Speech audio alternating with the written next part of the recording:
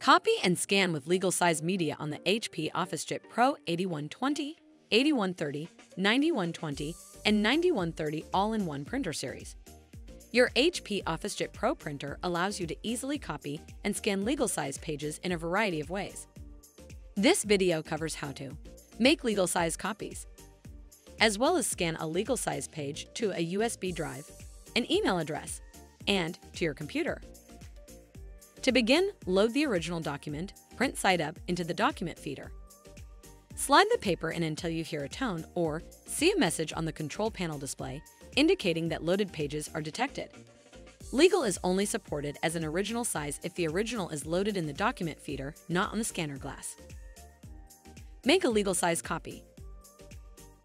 Load the legal size media into the printer input tray. On the control panel display, touch Copy. Touch Document Copy. Touch the settings icon located next to the green Send button. Touch Original Size, and then select Legal.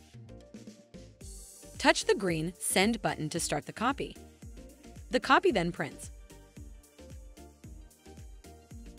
Scan a legal size page to a USB drive. On the control panel display, touch Scan.